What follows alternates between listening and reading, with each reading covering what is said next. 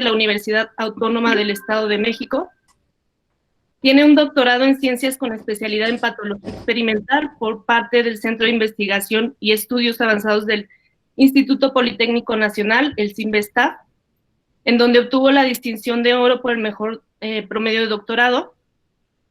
Pertenece al Sistema Nacional de Investigadores Nivel 2, LESNI, desde diciembre del 2017, y ha tenido algunos reconocimientos a nivel nacional, como el segundo lugar en investigación básica, el premio Bomberín Kitasato por parte de la Academia Nacional de Medicina, el premio Jesús Kumate de investigación biomédica, y cuenta con más de 80 publicaciones en revistas con arbitraje científico. Ha sido conferencista en congresos nacionales e internacionales, revisor de revistas científicas reconocidas, y actualmente trabaja en proyectos de investigación relacionados con diabetes, tuberculosis, angiogénesis y respuesta inmunitaria. Pues bueno, sin más les cedo el micrófono al doctor Bruno, no sin antes pedirles de favor que apaguen sus micrófonos y que si tienen alguna duda la vayan colocando en el chat para posteriormente darles lectura. Adelante, doctor. Bueno, muchísimas gracias, doctora, por la invitación, y como siempre es un placer estar dando una charla en la Facultad de Medicina Veterinaria, donde tengo grandes amigos, y la verdad que es un honor, y ojalá les inspire un poco esta charla a que hagan algo de investigación básica. La verdad también es que hay muy pocos médicos veterinarios dentro de este campo de la investigación básica, pero bueno, a lo mejor alguien pega y alguno se decide unir a la causa. Entonces, bueno, antes que nada, pues ya saben, estamos en el centro de la ciudad, al final de la Alameda, en el Hospital General de Zona número 1 del IMSS. Estamos en lugares muy bonitos para hacer investigación, aunque ahora con lo de COVID, bueno, hay muchas restricciones para la entrada, pero aún así hacemos investigación dentro de lo que cabe. Somos varios investigadores que tenemos muchas líneas de trabajo. Normalmente estamos aceptando alumnos de licenciatura, maestría, doctorado y postdoctorado para hacer aquí sus temas de investigación. Nada más que, bueno, ahora nos hemos visto pausados primero por lo de la pandemia y después porque nos afectó de una manera contundente y se podría decir que desastrosa la extinción de fideicomisos, o sea que pues nos quitaron todo nuestro dinero y ahorita no tenemos para hacer investigación. Pero esperamos que mejore, por lo menos a finales del siguiente año, que empecemos a buscar nuevos recursos y que no nos los vayan a quitar de vuelta. La unidad de investigación está bien equipada, tenemos todo para hacer competición tanto nacional como internacional. La verdad es que no le pedimos nada a otros centros de investigación. Tenemos todo para hacer análisis genómico, proteómico, termocicladores, cuartos de cultivo celular. Ahí tenemos también varios también termocicladores. Tenemos confocal, microscopio confocal, microscopio invertido fluorescente, también un citómetro de flujo, que realmente cuando quieran colaborar, pues no es necesario que estén acá participando, sino simplemente podemos colaborar y ver a qué disposición llegamos. Y está abierto acá. También tenemos un cuarto de contención, un laboratorio de contención tipo 3 para manejo de agentes infecciosos. Por lo tanto, ya desde hace un tiempo somos Centro de Referencia Nacional de Diagnóstico en Tuberculosis y actualmente durante todo este año también hemos sido Centro de Referencia para diagnóstico de COVID. Por lo que una parte importante del centro de investigación se usa para vigilancia epidemiológica. Entonces, ya sin tantos comerciales, vamos a empezar con el papel de las plaquetas en la respuesta inmune, que son unas células que han sido olvidadas del sistema inmune. De hecho, no se les tenía en consideración. De hecho, cuando yo estudié, nada más estaba dirigidas a la hemostasia. Sin embargo, en los últimos años ha habido un boom importante para el estudio de estas células en la respuesta inmune. Entonces, ¿qué son las plaquetas? Bueno, son fragmentos citoplasmáticos. Su principal característica es que son celulitas que no tienen núcleo y que son muy, muy móviles. Y son tan importantes que después de los eritrocitos son el segundo componente más abundante en la sangre. O sea, tenemos un montón de plaquetas circulando. Dentro de sus características principales es que son, como ya les había mencionado, son anucleadas. Tienen un precursor común que son los megacariocitos. Su vida se pensaba que era de 72 horas, ya se ha visto que duran hasta 10 días y tienen la capacidad de hacer síntesis de proteínas.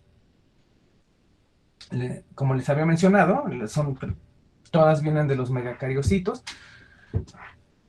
y además están compuestas, a pesar de que son unas células muy pequeñas y sin núcleo, realmente son muy complejas. Tienen, en alguna plática también que daba de plaquetas, me preguntaban si tenían mitocondria y pues la verdad es que tienen muchas mitocondrias.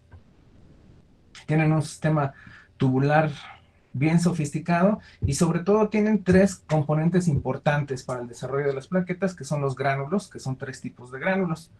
Entonces, estos gránulos básicamente son los gránulos lisosomales, los gránulos densos y los gránulos alfa, que como pueden ver en la diapositiva tienen un montón de moléculas, tanto relacionadas, si se ponen a leer, con moléculas de adhesión, factores de coagulación, moléculas relacionadas directamente con el sistema inmune, moléculas que son del sistema inmune como tal, como las quimiosinas, y muchos reguladores de angiogénesis. También existe recientemente, bueno, ya no tan recientemente, pero se ha propuesto que hay unos gránulos T, y se llaman gránulos T porque en este tipo de gránulos solamente se encuentran receptores tipo TOL9, que son para la detección de, pues básicamente de virus. Y solamente en estos gránulos se encuentran estos receptores, por lo que se les ha sugerido gránulos T, no está tan aceptado, pero ahí están.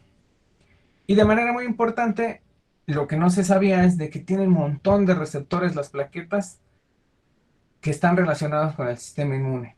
Entonces acá se puede ver que tienen receptores para casi todo, receptores de complemento, receptores de quimiosinas, receptores de lectinas, y tienen todos los TLRs que se han reportado en las células normalmente que son profesionales del sistema inmune, los tienen del 1 al 9, tienen todos los receptores.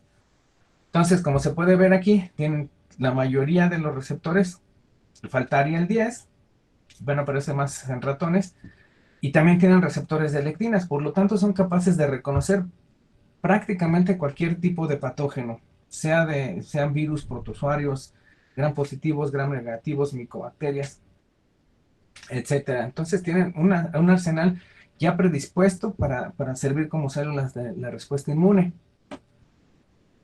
Dentro de sus receptores también están los receptores para glicoproteínas, que también son unos receptores que son muy complejos y que detectan también moléculas asociadas con daño, como los alarminas, y hace que se activen las plaquetas. Entonces vamos a ver que estos receptores tienen una señalización propia, a pesar de que la plaqueta no tiene núcleo. Estos receptores son capaces de inducir una señalización que va a activar de manera específica a las plaquetas, induciendo una respuesta inmune muy importante. Entonces, dentro de estos receptores, como ya les mencionaba, existen tan complejos como los receptores de las quimiosinas y receptores del complemento. Hay muchos receptores de adhesión y de migración, como las integrinas, que ayudan a migrar a las plaquetas hacia el lugar donde está el agente patógeno. Acá les muestro otra cara de los múltiples receptores que tienen, cada vez se va complicando más. Y como pueden ver, hay muchísimos receptores y correceptores que van a activar a la plaqueta para que empiece a degranularse, a liberar los gránulos y de hecho también a hacer síntesis de proteínas, porque las plaquetas, a pesar de que no tienen núcleo, el megacariocito les hereda muchos RNAs ya preformados, muchos RNAs mensajeros, ya que se les ha hecho el splicing. Entonces, inmediatamente que tienen el censo de una bacteria o de algún microorganismo, activan una señalización que va a hacer que esos microRNAs o RNAs se activen para transcribir proteínas de novo. O sea que son células activamente que están produciendo cosas y que son además muy dependientes y específicas de cada uno de los receptores. Entonces yo estaba platicando de qué es la activación de las plaquetas, en qué consiste. Bueno, la activación consiste, aquí como se puede ver, tenemos una célula, una plaqueta adyacente, donde realmente pues no está haciendo nada, sus gránulos están íntegros, el citoesqueleto no está movible, no se asocia con nada, y precisamente durante un estímulo, ya sea un estímulo relacionado con hemostasia o un estímulo relacionado con el censo de algún microorganismo, se van a activar estas plaquetas y van a empezar a liberar micropartículas que contienen muchas proteínas del sistema inmune y además van a liberar el contenido de sus gránulos, lo que va a hacer que se active todavía más el sistema inmune, y ahorita vamos a ver cuáles son las consecuencias de esta activación. Entonces, las funciones de las plaquetas, que hasta ahora no podemos decir que vayan a tener más funciones en el futuro, pero hasta ahora lo que se sabe de las plaquetas es que su función clásica, por la que fueron estudiados y que probablemente ustedes todos conocen de su clase de fisiología, es que tienen una actividad de hemostasia. Entonces es detener el sangrado y formación de coágulos. Pero también, y lo que estamos viendo ahora, que tienen una respuesta inmunológica que es harto compleja, y la verdad es que funcionalmente es muy completa. Entonces acá se puede ver que tiene. Vamos a ir viendo algunas cosillas que se hacen interesantes. Como ya sabíamos, la hemostasia pues es la detener el sangrado y está relacionado precisamente con la formación del tapón plaquetario, la coagulación sanguínea y los vasoespasmos, y además con la angiogénesis. Como habíamos visto al principio, la plaqueta produce factores angiogénicos como el VEGF, que son importantes para, además de hacer la hemostasia, hacer una circulación periférica.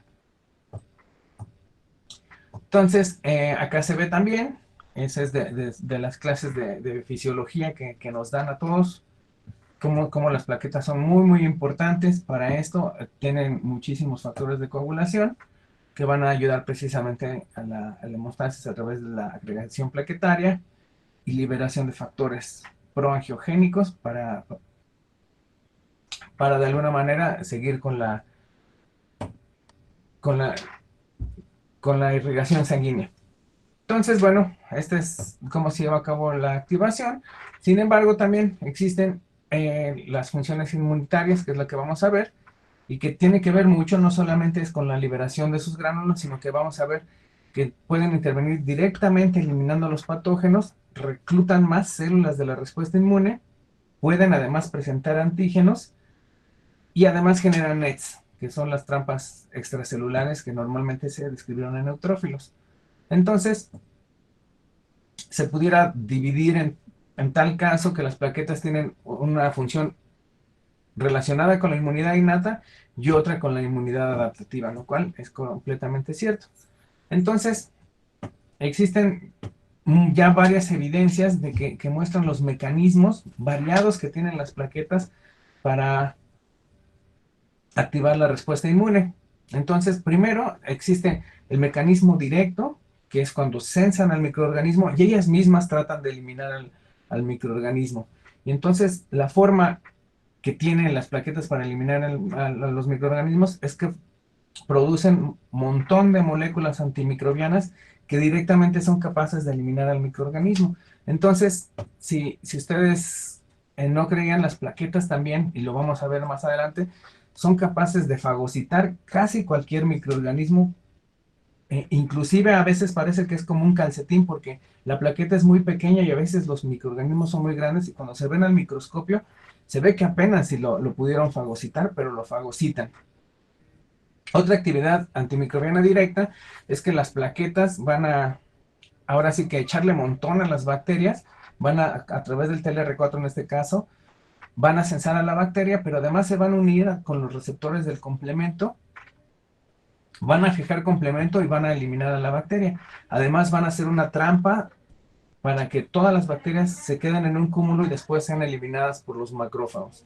Entonces tienen esta actividad antimicrobiana directa pero también son capaces de producir, como les decía, moléculas antimicrobianas que se conocen como proteínas antimicrobianas de plaquetas, también péptidos antimicrobianos y también sinocidinas. Entonces, este es solamente algunos ejemplos de lo que son estas moléculas que tienen efecto directo sobre las bacterias, que son las sinocidinas, que básicamente son quimiosinas, y las quimiosinas, aparte de atraer células de la respuesta inmune, tienen actividad antimicrobiana directa. Péptidos antimicrobianos como la beta-defensina 2, que tiene efecto, forma poros en la membrana de las bacterias y las lisa. La timosina, que también tiene un efecto degradante, al igual que el fibrinopéptido y las trombosidinas. Entonces tienen toda esta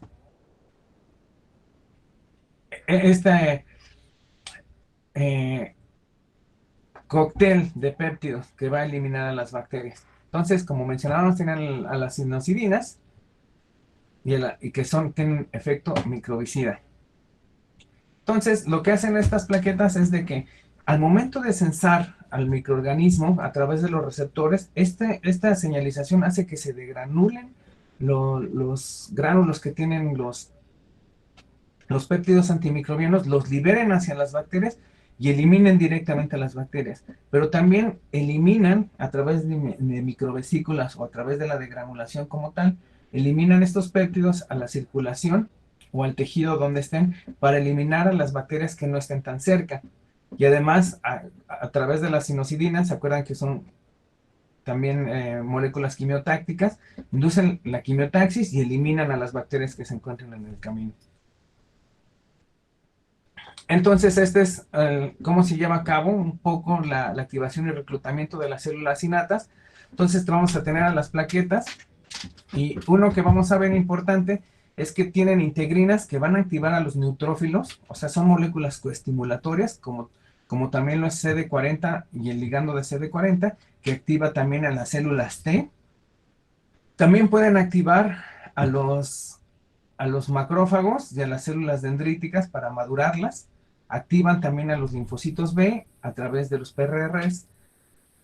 Y además, obviamente, como ya se sabe, activan también al endotelio vascular para inducir la hemostasis.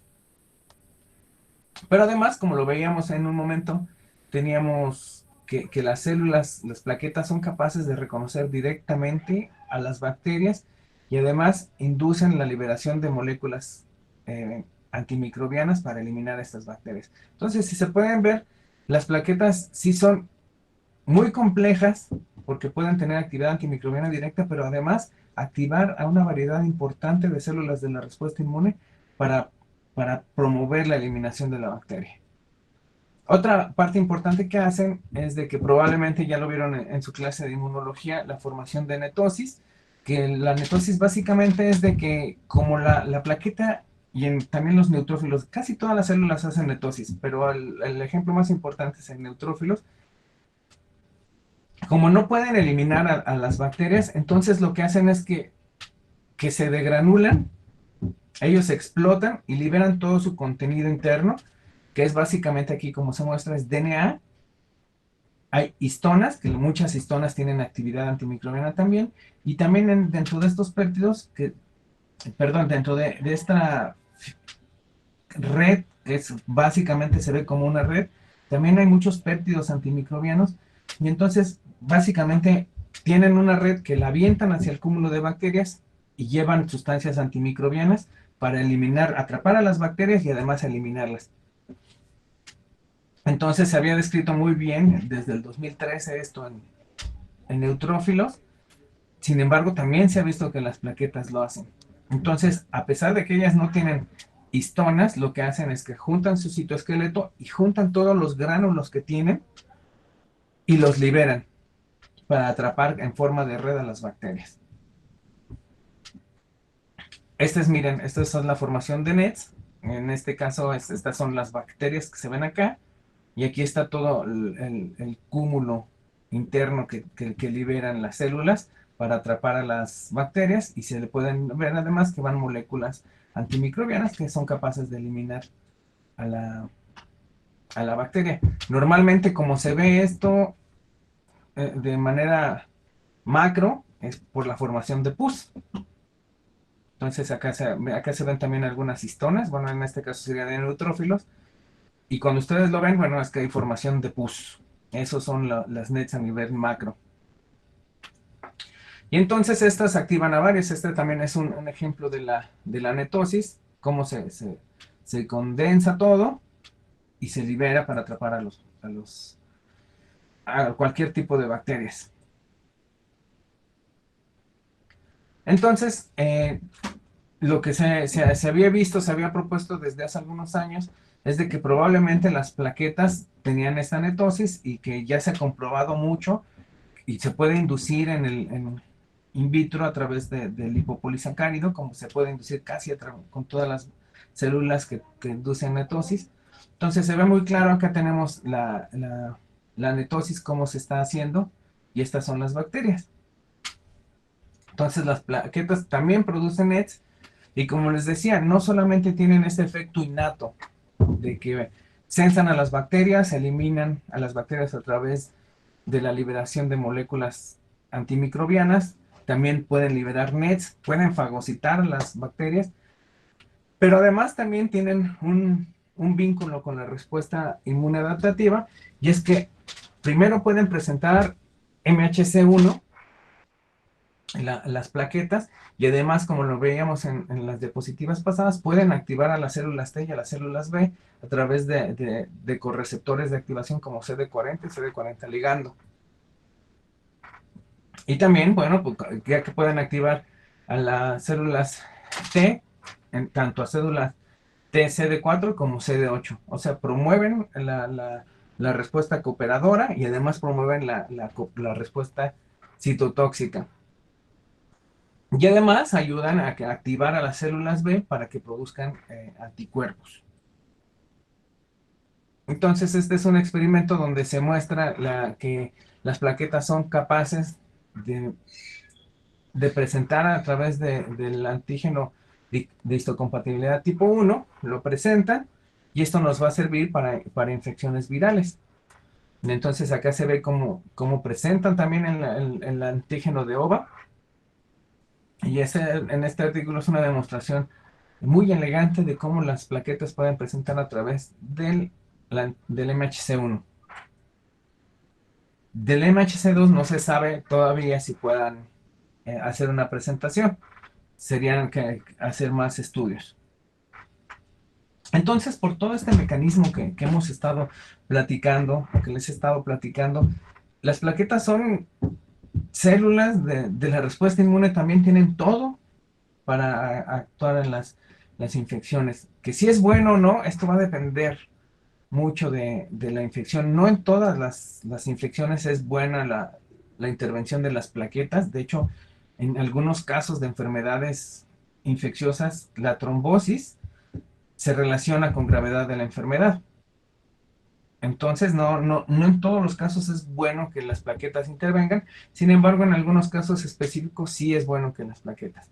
Y entonces vamos a ver un poco de cómo las plaquetas combaten las infecciones. Y se ha visto, yo les voy a presentar solamente algunos ejemplos, de que pueden combatir todo tipo de infecciones causadas por virus, bacterias, hongos y protozoarios. Entonces ya habíamos visto que las plaquetas tienen montón de moléculas, tanto de adhesinas, integrinas, censan a las bacterias y eliminan además esto. Entonces, algo importante que vamos a ver acá, y que a lo mejor no me creyeron al principio, es que las plaquetas son capaces de fagocitar. Entonces, en este artículo lo que hacen es que con un estreptococo lo ponen en presencia de las plaquetas, y las plaquetas son capaces de fagocitar al estreptococo. Y además se ve que aquellas células donde se fagocitó, hay una disminución del crecimiento bacteriano, es decir, que las plaquetas son capaces de eliminar a las células fagocitadas. A lo mejor no se puede decir plenamente que es fagocitosis porque no se ha comprobado el mecanismo por el cual entran. Lo que se pudiera decir es que hay una internalización de las plaquetas. Entonces también en otro artículo posteriormente ven que lo que se preguntan es si la trombina, que es un activador de plaquetas, hace que reduzcan las unidades formadoras de colonia, aquí están. Entonces, cuando le ponen trombina a las plaquetas para activarlas, ven que hay una activación de las plaquetas y eliminan en este caso, al estreptococo. Y aquí lo que ven es de que activan, disminuye y después inhiben la activación con citocalcina D, y entonces hay un aumento. Entonces, lo que dicen en este artículo, que por lo menos en este tipo de bacterias es importante que la plaqueta esté activada, no en forma aquiescente, sino que se active. Nosotros lo que quisimos ver en mi grupo de investigación es de que si las plaquetas estaban trabajando en contra de Mycobacterium tuberculosis, que es una enfermedad bien importante, y quisimos, bueno, vamos a ver si las plaquetas tienen algo que ver en la eliminación de Mycobacterium tuberculosis. Entonces tomamos unos ratones voluntarios y los infectamos con Mycobacterium tuberculosis, y después a través del tiempo fuimos midiendo si había plaquetas que migraran hacia el pulmón, y les marcamos con un marcador de plaquetas que es CD41, y entonces acá tenemos en un pulmón de ratón el control sin infección. Vemos que está como si nada el ratoncito, no hay plaquetas, se ve claramente el alveolo, los neumocitos, acá se ve a una distancia, muy bonito que estaba eso. Después, al día 21, después de que infectamos a los ratones, nos esperamos 21 días. Recuerden que la tuberculosis es de largo tiempo. Y y empezamos a ver, bueno, este es el sin infección, es el control, todos los de arriba son sin infección, al día 21, al día 60. Y en el CD41, cuando empezamos a marcar, lo que vimos fue que al día 0 había unas poquitas plaquetas en el alveolo, aquí se ven marcadas con la flecha. Después al día 21 había también otros, empezaban a migrar algunas plaquetas durante la infección, acá se ven. Y al día 60, cuando hay una neumonía marcada, que es como se puede ver aquí en el recuadro, y las manchas café son los marcajes para plaquetas, había cantidad de marcaje para plaquetas. Interesantemente, acá tenemos un macrófago y vemos que está marcado con plaquetas. Entonces, lo que vimos después en un experimento que, por cierto, no les voy a mostrar, es de que los macrófagos son capaces de fagocitar a las plaquetas y utilizar sus gránulos como actividad antimicrobiana. Entonces vemos que al día 60 hay un montón de plaquetas, sin embargo, no se controla bien la enfermedad. O sea, diríamos, bueno, es que hay muchas plaquetas que están migrando, debería controlarse bien el crecimiento de micobacterias. Y la verdad es que no se controla. De hecho, los macrófagos que fagocitan a las plaquetas dejan de funcionar su capacidad antimicrobiana y se vuelven un fenotipo especial que se llama macrófagos espumosos, que realmente lo único que hacen es comen, pero no eliminan a las bacterias. Entonces, seguimos viendo y dijimos, bueno, ahora vamos a ver si estas plaquetas fagocitan a la micobacteria, y lo que vimos es claramente, lo que está en el asterisco son micobacterias, eso es una microscopía electrónica. Entonces, primero quisimos ver si fagocitaban, y vimos que sí fagocitaban, son capaces de aquí se ve una plaqueta, y vemos que hasta fagocitan 2 micobacterias. Perfecto. Entonces dijimos, bueno, a lo mejor va a variar la actividad de una plaqueta que está activada y una activada. Entonces activamos a las plaquetas y también tenemos las no activadas y les dimos micobacterias. Y no importa si están activadas o no activadas, las plaquetas se fagocitan a la micobacteria. Y si se pueden ver, es muy claro acá, si se fijan, aquí están los gránulos de las plaquetas no activadas, pues porque no están activadas, están en forma aquiescente y están sus gránulos dentro de las plaquetas. Sin embargo, cuando las activamos, empiezan a liberar sus gránulos. Entonces ya no se ven tan electrón densos como se verían anteriormente, pero aún así siguen fagocitando igual a la micobacteria. Entonces, como dice ahí, pueden internalizar a las bacterias sin importar su estado de activación. Y lo que nos preguntamos, bueno, ok, sabemos que migran al pulmón, sabemos que se las comen independientemente si estén activadas o no, pero realmente las combaten. Entonces sabíamos, y como ya ustedes ahora lo saben, que las plaquetas producen un montón de moléculas antimicrobianas. Nosotros escogimos las más importantes, que es la RNasa 7, beta defensina 2 y el factor plaquetario número 4, que son antimicrobianos. Entonces igual tenemos plaquetas no activadas y plaquetas activadas, y vemos que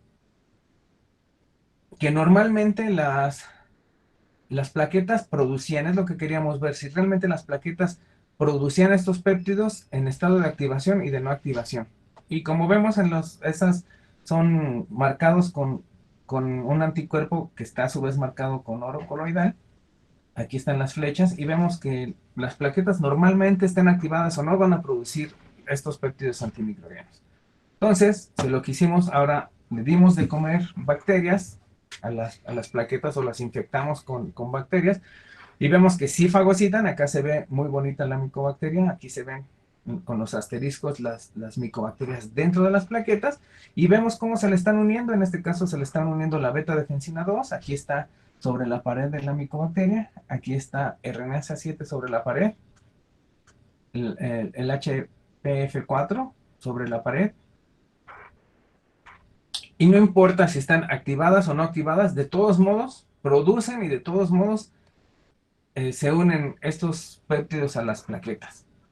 Entonces dijimos, bueno, ya sabemos que la fagocitan, ya sabemos que sí producen los péptidos y también sabemos que se unen a la micobacteria. Entonces vamos a ver si elimina a la micobacteria. Y lo que nos dimos cuenta es de que sí se fagocitan a la bacteria, sí producen péptidos, pero no le hacen absolutamente nada a la bacteria. Acá tenemos cómo van a las 24 horas después de la infección, 48 horas después de la infección, y vemos que nunca hay cambio. O sea, siguen creciendo las bacterias sin importar que estén las plaquetas. O sea, que las plaquetas realmente no le hacen nada a la micobacteria. Entonces eso nos era como que lógico por lo que habíamos visto en el ratón, que veíamos un montón de plaquetas dentro de la neumonía, pero no veíamos que se eliminara la micobacteria. Y es que llegan las plaquetas, en el caso de tuberculosis, introducen a las bacterias, activan el sistema inmune, entonces llegan macrófagos que a su vez van a fagocitar más bacterias y más plaquetas, y esto va a ocasionar que las bacterias vivan felices dentro de los macrófagos, porque además están inactivados. Entonces parece ser que por lo menos en tuberculosis las plaquetas no le hacen absolutamente nada a la micobacteria. Entonces dijimos, bueno, a lo mejor no le hace nada, pero vamos a ver si producen algunas otras moléculas. Entonces les muestro nada más un panel, hicimos un panel grande de muchas moléculas que producen las plaquetas. Entonces lo que vimos es que lo que más producen es interleucina 1 beta y TNF-alfa, que son citocinas proinflamatorias. Sin embargo, no podemos decir que eso sea benéfico para el huésped porque están muy inflamados y entonces lo que va a ocasionar es que se inflamen más. Entonces pudiéramos decir que las plaquetas pues no son tan benéficas, por lo menos en tuberculosis, y en pacientes con tuberculosis se ha visto que cuando hay una trombocitosis es que quiere decir que está empeorando el paciente, y puede ser precisamente por esto, por lo que estamos viendo. También se ha visto que en otro aspecto que las plaquetas son re importantes para combatir algunos virus, y de hecho se ha visto que forman parte importante de la inmunidad innata en algunos virus. Sin embargo, no en todos los virus. Tenemos un ejemplo claro con el SARS-CoV-2, que el SARS-CoV-2 lo que hace es que activa las plaquetas, entonces se activa también factores de coagulación, y hay una de las principales complicaciones de los pacientes que tienen COVID, es que hay una coagulación vascular diseminada. Entonces es porque se activaron un montón de plaquetas. De hecho, hace 2 días salió un artículo donde recomendaban que a los pacientes con COVID había que dárseles aspirina para evitar precisamente la activación de las plaquetas. En este caso no funciona, pero hay unos otros casos que sí es importante. Por ejemplo, en rotavirus se ha visto que elimina efectivamente, las plaquetas pueden eliminar al rotavirus y ser parte importante de la respuesta inmune. Además que promueven la producción de interferón beta para eliminar a los virus, y además promueven con esto la activación de mecanismos antivirales de otras células. se ha visto también que varios virus son capaces de infectar a las plaquetas y además los virus crecen dentro de las plaquetas, tal es el caso del virus del dengue, y las plaquetas además no son capaces en todos los individuos de eliminar al virus. Y después de mucho tiempo se sigue viendo en las plaquetas proteínas virales de dengue. Y entonces, como dice acá, que las plaquetas se unen directamente no, los virus se unen directamente a las plaquetas a través de una molécula, está mal escrito, es dicycine, es GN. Y además pues, se pueden meter en las plaquetas y se pueden replicar, y las plaquetas también no son capaces de eliminar al virus del dengue. Entonces eso, como les mencionaba, en algunos es muy importante en las plaquetas su función y en algunos no tanto, o inclusive detrimental. En el caso de pacientes con VIH se ha visto que un aumento de los niveles de plaquetas va a correlacionar con infartos agudos al miocardio en este paciente. Precisamente es porque se cree que el retrovirus activa las plaquetas, algo muy parecido, pero más lento de lo que pasa en el SARS-CoV-2. También se ha visto que las plaquetas en cáncer, mientras que algunos autores mencionan que las plaquetas en cáncer son importantes para detenerlo, algunos otros dicen que promueven la migración del cáncer. De hecho, se ha visto que in vitro, algunos tipos de cáncer que crecen en presencia de plaquetas empiezan a tomar los factores de crecimiento de las plaquetas, los factores angiogénicos, ellos lo usan para su beneficio y promueven así la metástasis. Y se ha visto además que las células cancerígenas que crecen en presencia de plaquetas son capaces de producir más proteasas. Yo solo estoy a ustedes resumiendo, pero es todo esto. Y bueno, esta es una parte de lo que pasa. Aquí lo que les decía, que los que crecen en presencia de plaquetas son capaces de producir proteasas para poder abrirse camino para la metástasis, pero además toman el VEGF para producir angiogénesis y empezar a hacer metástasis. Entonces, se ha estudiado en qué tipos de cáncer puede pasar esto. Se sabe que en el cáncer de colon es importante esto, pero se sigue estudiando en las plaquetas en el cáncer, como está. Entonces, en conclusión, yo lo que pudiera decirles es que tomaran a las plaquetas no solo como un factor de hemostasis, sino que también son muy, muy importantes en la respuesta inmune. Yo creo que si ponemos una balanza, la balanza estaría muy equilibrada entre la función de las plaquetas para la hemostasis y otra para el sistema inmune. Ya vieron que tienen todas las moléculas que son capaces y hay que estudiar más en qué enfermedades las plaquetas son buenas y en qué enfermedades las plaquetas son malas. Y en aquellas que son malas, tratar de inhibirlas y de ver si son malas cuando se activan, bueno, tratar de inhibir que se activen. Y entonces así pudiéramos estudiar más. En general, todavía hay mucho que estudiar de las plaquetas, se avanza en el conocimiento de las plaquetas, pero cada enfermedad tiene su relación con las plaquetas, ya sea en medicina en humanos o en medicina veterinaria, se tiene que estudiar específicamente. No podemos decir que las plaquetas siempre van a actuar así o siempre van a actuar así. Tienen su característica especial. Entonces, bueno, pues pudiéramos tomar en cuenta y es importante que para su práctica clínica tomen en cuenta que las plaquetas son importantísimas para esto. También quiero agradecer, bueno, a todos los que nos han ayudado para el desarrollo de este proyecto de plaquetas. Tenemos muchos proyectos, pero este es uno de los importantes que hemos tenido en los últimos años, que fue la tesis de maestría y doctorado de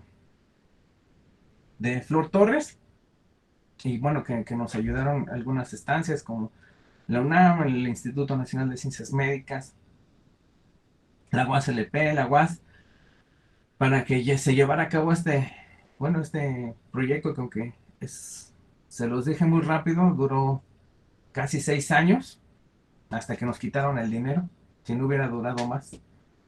Y bueno, todos ellos son la doctora, que es su profesora, la doctora Claudia, que estuvo aquí también haciendo su doctorado, y bueno, otras personas muy brillantes que están acá. Y esta es parte de los alumnos que están en la unidad de investigación, que pertenecen a otros temas de investigación. Entonces, les dejo mis datos por si alguno de ustedes se interesa en contactarme después, por alguna duda o una crítica. Con mucho gusto, en lo que pueda ayudarles, aquí estoy. Y sería todo.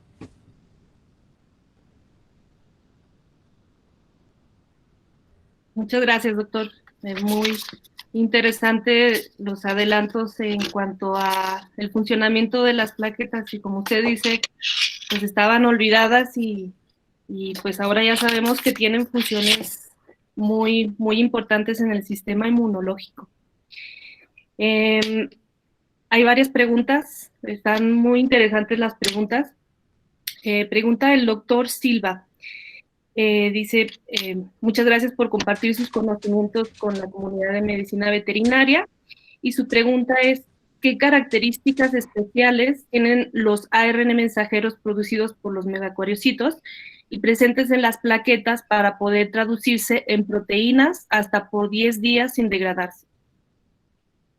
Pues hasta ahora lo que se sabe es de que son RNAs ya procesados, que ya llevan los splicing, ya están listos, sí tienen la cola de polias y el cap de protección, y que además también existen mecanismos de silenciamiento para esos RNAs, que son los microRNAs.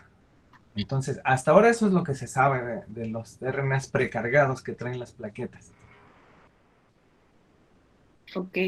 Dice Francisco Acosta, dice, existe una enfermedad que se llama púrpura trombocitopenia autoinmune que genera deficiencia de plaquetas. Si se sabe por qué se da esta deficiencia.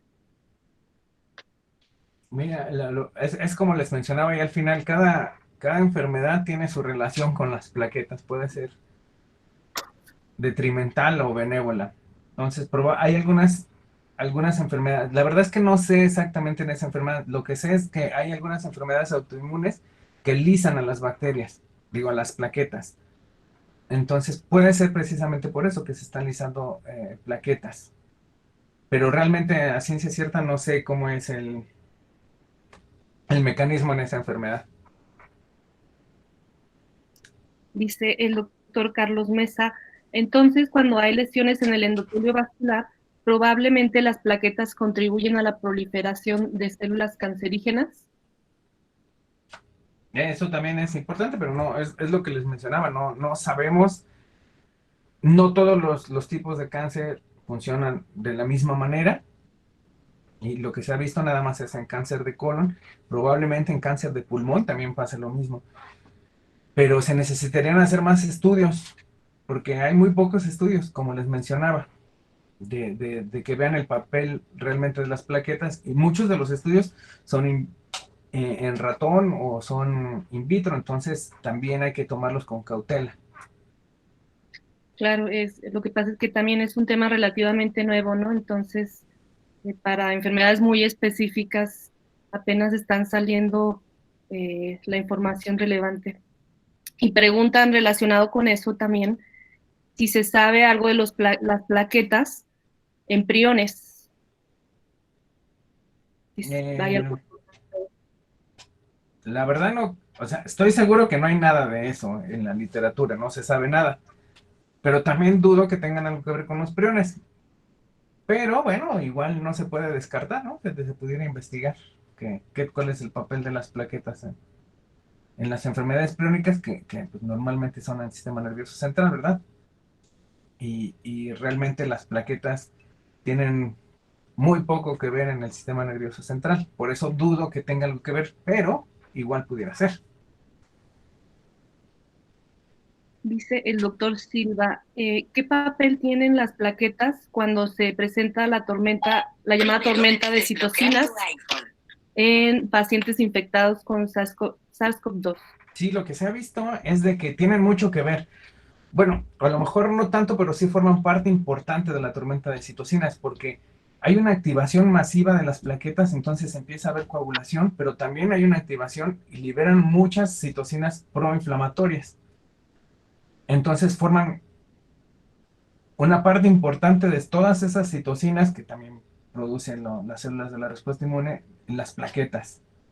Se activan mucho durante la infección y liberan muchos factores proinflamatorios. Entonces, sí tienen que ver en la... No es todo, pero sí forman parte importante de la tormenta de citocina. Okay. Dice el doctor Carlos Mesa, cuando hay niveles normales en las cuentas de leucocitos, pero deficiencias de plaquetas, ¿se ponen muy mal los pacientes? Bueno, eso depende de qué... Es que tendría que ver mucho en la patología. Entonces, pues, la respuesta tendría que ser con base en la patología que se está viendo. Porque a lo mejor sí puede haber muchas cosas, ¿no? O sea, traumatismos o una patología infecciosa, depende. Y además también depende de si sea viral o no. O sea, tiene que ver mucho en la patología, por eso es lo que decía que todavía falta mucho evaluar el papel de las plaquetas en las diferentes patologías. Ok, dice nuevamente el doctor Carlos Mesa, tienen actividad sinérgica y presentadora de antígenos. Actividad sinérgica, sí, proinflamatoriamente, además que tienen muchas moléculas de activación para los linfocitos. Y, y sí presentan antígenos tipo MHC1. Hasta ahora es lo que se ha visto, que presentan MHC1, por lo tanto podrían ser, en el caso de virus importantes y de algunas bacterias intracelulares. Sin embargo, no, por ejemplo, en Mycobacteria yo no sé si presentan MHC1. MHC2 hasta ahorita no se sabe si presentan MHC2. Yo personalmente creo que no, pero en ciencia no podemos decir tajantemente que no. Hay probabilidad que sí. Doctor, de hecho yo tengo una pregunta relacionada con esto. Si se ha visto cómo es su mecanismo de procesamiento para presentar antígenos por MHC1. ¿Es igual que en las otras células? No sé, Clau. No, la verdad es que no lo sé. O sea, sí se ha visto que está la molécula en la superficie de las plaquetas y sí se ha visto que vienen cargados con antígeno, pero no sé cómo se lleva a cabo la presentación. La verdad es que no se me ocurre bien, tendríamos que investigar más y si no, pues hacer experimentos pues que sí habría la forma, ¿no? De diseñarlos. Claro, cómo se marcan los antígenos, por ejemplo. Exacto. O sea, lo que se ha visto que es claro es que cuando marcas un antígeno de ova, de ovalbúmina, sí lo presentan. Entonces habría que ver cómo hacen a cabo el procesamiento. Si es igual que en las células presentadoras profesionales. No lo sé. Ok, hay una pregunta de la autora Vicky Castrejón. ¿Considera que exista adaptación de las micobacterias para aprovechar el comportamiento de las plaquetas para lograr sobrevivir dentro de los macrófagos como parte de la evasión de la respuesta inmune? Yo creo que sí. Digo, por lo que hemos estudiado en otras cosas con la micobacteria, las micobacterias son bien carambas. Bueno, en general todas las células, las bacterias me refiero, porque ya llevan tanto tiempo con el hombre que ya empiezan a conocer, hay una adaptación evolutiva importantísima. Entonces, lo que hemos visto también en otros proyectos es de que algunas bacterias, sus genes son inducibles por la respuesta inmune. Entonces, cuando sensan algo de la respuesta inmune, se inducen ciertos genes para tratar de contrarrestar esto.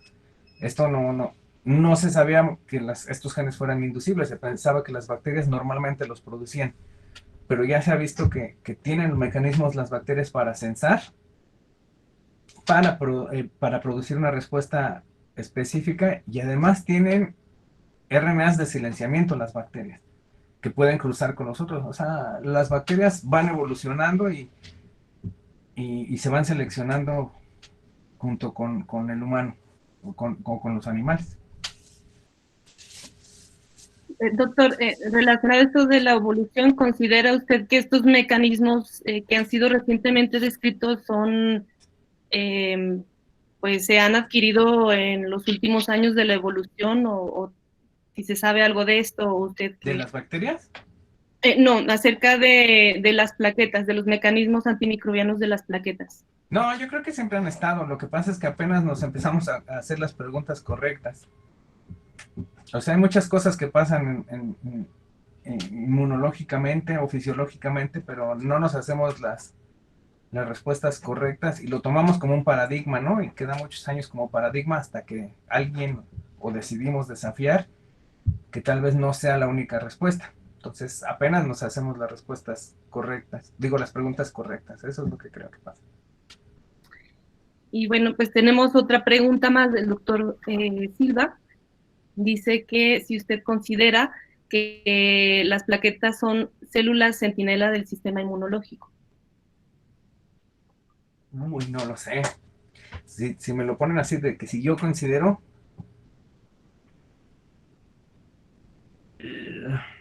pues por la cantidad de plaquetas que hay y por la actividad inmunológica, tal vez sí, cuando hay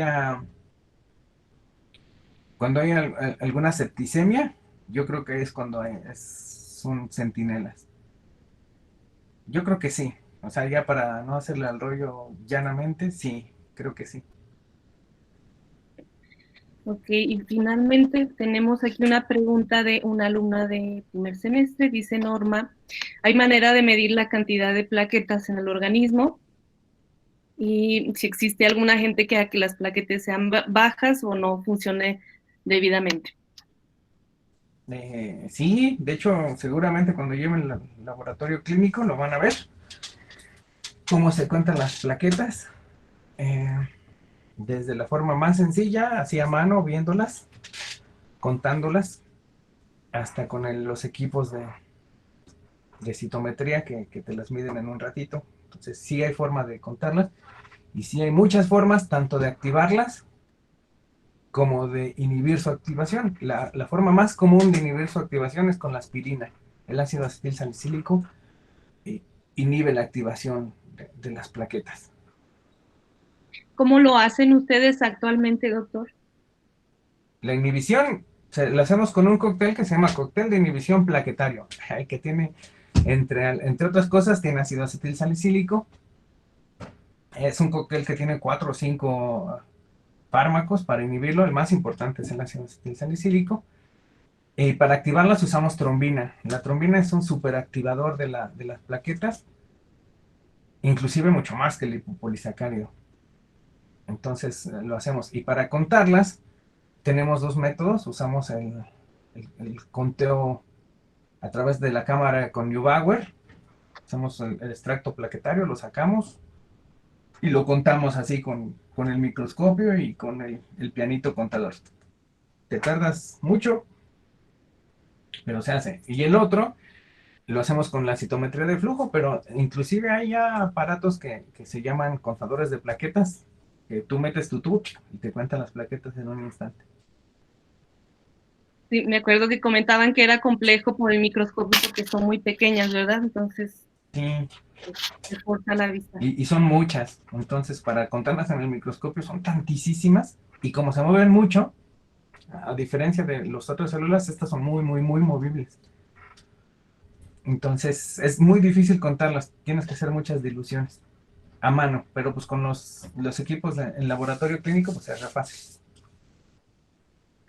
Ok, doctor, tenemos más preguntas más. No sé si por el tiempo podamos darles Sí, todavía. no hay ningún problema. Adelante. Bueno, dice Fernanda Montserrat Velázquez si se podrían usar plaquetas como parte de un tratamiento ante alguna bacteria. Le hagan una transfusión de plaquetas. Pues tendremos que estudiar bien si las plaquetas, por ejemplo, en el caso de que les enseñé del estreptococo y del estafilococo, pues sí se pudieran usar. Pero tendríamos que tener cuidado porque acuérdense que también se activan y forman trombos. Entonces hay que ser cuidadosos con la activación de las plaquetas. Pero pues mejor antibiótico. Claro. en lo que se describe bien su funcionamiento. Pues parece que ya es todo, doctor. Muchas gracias, como siempre, adelantos de calidad científica, y pues pronto le estarán haciendo llegar su constancia de participación en esta jornada estatal.